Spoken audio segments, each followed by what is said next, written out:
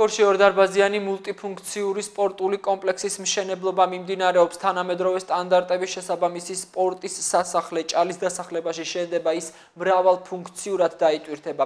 მშენებლობის დასრულების შემდეგ მოზარდები აქ სპორტის 18 სახეობაში ივარჯიშებენ. გარდა ამისა, სპორტის სხვადასხვა სახეობაში საერთაშორისო ჩემპიონატების ჩატარება იგეგმება.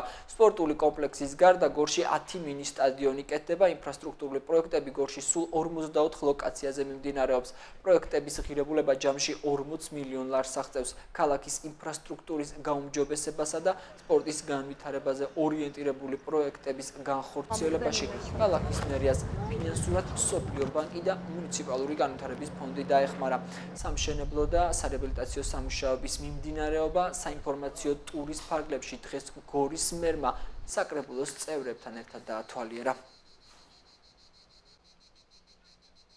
მოგვიწია მუშაობა სხვადასხვა ფონდებთან, ცენტრალური ხელისუფლება დაგვიდგა გვერდით და ცენტრალური ხელისუფლების, ადგილობრივი ხელისუფლების და მუნიციპალური განვითარების ფონდის და სხვა დონორი ორგანიზაციების ცდების, როგორც არის მსოფლიო ბანკი, ჩვენ მოვახერხეთ ფულების მოზიდვა ქალაქში და მიმდინარე წელს კიდევ ერთხელ ვიმეორებ 16 მილიონი დაგეგმილი ბიუჯეტის პირობებში 40 მილიონს მარტო ინფრასტრუქტურაში ვხარჯავთ. მოქალაქეს უნდა ჰქონდეს ინფორმაცია ქალაქის მერი, თვითმმართველობის ორგანო ზოგადად რა საქმიანობით არის დაკავებული, რა კეთდება ქალაქში და რამდენადაც ეს არის ქალაქის მერის პასუხისმგებლობა მიაწოდოს ინფორმაცია როგორც მედიას, არასამთავრობო ორგანიზაციებს და მოქალაქეებს, ზუსტად იგივე პასუხისმგებლობა აქვს მოქალაქეს იცოდეს რას აკეთებს ქალაქის მერი, რომელიც აირჩია მან და ცოტა ხანში კიდევ უწევს არჩევა და იმისათვის რომ გააკეთოს გააზრებული არჩევანი, ეს ძალიან მნიშვნელოვანია.